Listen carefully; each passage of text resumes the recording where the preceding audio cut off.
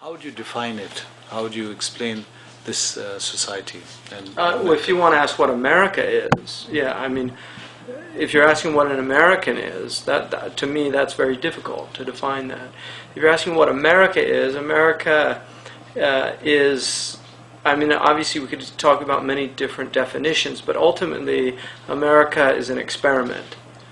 It's called the New World because it was an attempt to break from the past. And the founding principles, and that's what's, I think, deeply extraordinary about the American experiment, is that the founding principles so perfectly articulated certain things that still ring universally true. It's been like that. I've had it for Obama is, I think, a profound embodiment of that truth, that there is a new culture emerging.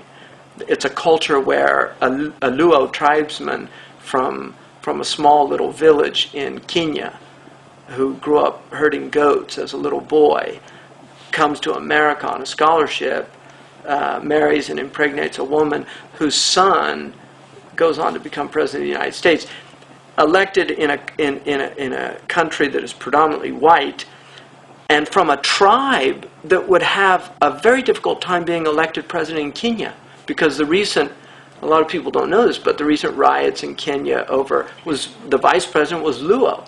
So you know, the Luo tribe is a weak tribe in Kenya. So the transcending tribalism and moving beyond that and recognizing that something's going on, and it's quite profound. So I think there is an emerging global culture that there are many people threatened by it. People who've never studied Islam. I mean, there are people that study Islam because they hate Islam. There are people like that, and I could throw some names out there, but I won't. But there are people like that it's not really Islamophobia; it's mis-Islami. It's a mis-Islamic impulse. They just hate Islam. They don't fear it, and so they study it, and they study it looking to expose its faults, to find all its dark side, and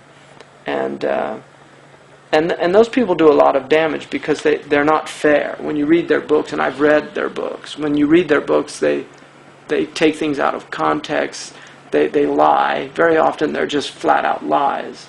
And the Buchanans of the world that are trying to hold on to the death of the West. No, there's a rebirth. A new West is emerging.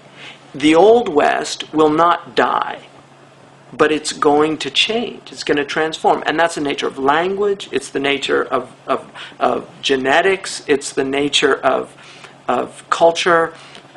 Everything changes. That's the very nature of the world that we're in. And so trying to preserve what is precious from the past and yet relevant in the present to prepare us for the future, those are challenges. I know for a year. In a lot of ways, the Muslim experience is challenging America, just like many immigrant experiences have in the past.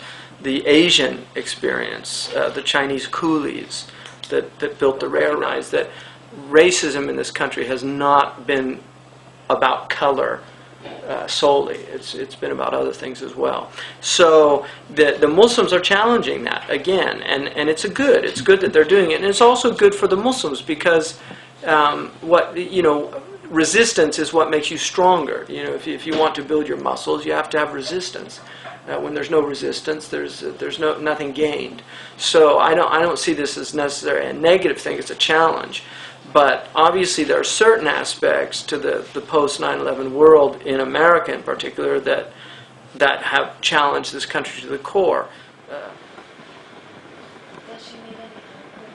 I don't think it is in any way, shape, or form warrants the type of response that has occurred. I don't. And I would much rather live with the potential of being blown up with my freedoms and civil liberties completely intact. I really would. I would just rather live with that possibility than to enter into this kind of Orwellian type of society where everybody's afraid of a bag being put down. I mean, very impressive collection of books here. Are these? With my Pakistani background, how does this girls gone wild phenomena? How does that? How would you explain that?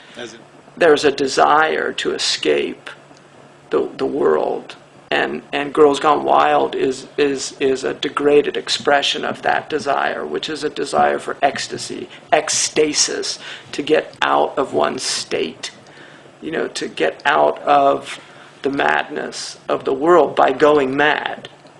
Quite hard for me to witness a real degradation of culture. I mean, I think popular culture has become so degraded, it's become almost unbearable for me to see it.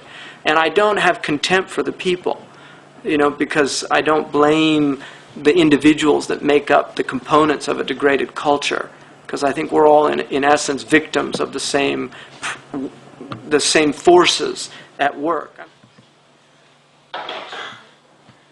Everybody carries that extraordinary spark of the divine light that has been put in us, and we shouldn't forget that. So, I can sit here like a increasingly middle-aged man and lament the loss of the past, but that's something people at my age start doing. So, I want to conclude this with your reading from the Quranic verses there, so we can hear you reciting in Arabic. Oh, from the... Okay. What is that, and how do you get it?